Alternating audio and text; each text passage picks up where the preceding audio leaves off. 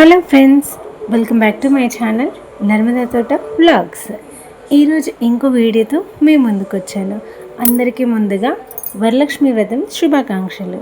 నేను మా ఇంట్లో మార్నింగ్ నుంచి ఈవినింగ్ వరకు నేను ఈరోజు స్పెషల్గా ఏం చేశానో, మా ఇంట్లో వరలక్ష్మి వ్రతం నేను సింపుల్గా ఎలా జరుపుకున్నాను అనేది ఈ వీడియోలో చేశాను అనమాట.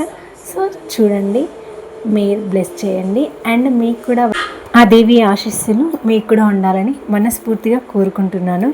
ఈరోజు నేను చాలా సింపుల్గా చేసుకున్నాను అనమాట. నేను ఎప్పుడు ఇలాగే చేసుకుంటాను, కలుషం పెట్టి వ్రతం అనేది ఏమి చేసుకోను. సో ఎవరికి నచ్చిన విధంగా ఎవరికి కుదిరినప్పుడు చేసుకోవచ్చు అనమాట. ఎవరి టైంని బట్టి వాళ్ళు చేసుకోవడానికి ఉంటుంది. సో నేను సింపుల్గా ఇలా చేసుకున్నాను అనమాట. మా ఇంట్లో ఫస్ట్ నేను దేవునికి అలంకారం చేసేసుకొని నీట్గా సర్ది పెట్టేసుకొని అన్నిటిని ప్రసాదాలు చేసుకున్నాను. ప్రసాదాలు ఏమేమి చేశానంటే 3 టైప్స్ ప్రసాదాలు చేశాను.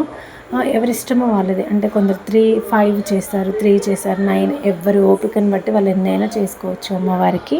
సో నేను 3 చేశాను అనమాట. పులిహోర, పరమాన్నం అండ్ పూర్ణాలు చేశాను. చేసిన తర్వాత మళ్ళీ స్కూల్కి వెళ్ళిపోయాను. అక్కడ మా మేడం ఒకరు ఆయనకు పిలిస్తే అందరం కలిసి వెళ్ళామన్నమాట. అక్కడ కూడా నాకు తోచిన విధంగా పూజ చేసుకున్నాను. చిన్న పాప ఉంటే ఆ చిన్న పాప కూడా మహాలక్ష్మిగా భావించి నేను పూజ చేసుకున్నాను అనమాట. తర్వాత అక్కడ వాయనం తీసేసుకొని ఆ మేడం దగ్గర నేను ఆశీర్వాదాలు తీసేసుకొని వెళ్ళిపోయాము. ఇంకొక ఫ్రెండ్ వాయనానికి పిలిచారనమాట, మా స్కూల్ ఫ్రెండ్. సో అక్కడికి వెళ్ళి మళ్ళీ వాయనం తీసేసుకొని ఇంటికి వచ్చేసి ఈవినింగ్ టైం పూజ చేసేసుకున్నాను అనమాట. సో ఇలా సింపుల్ అండ్ స్వీట్గా బాగా జరిగింది నా వరలక్ష్మి వ్రతం ఈరోజు అనేది.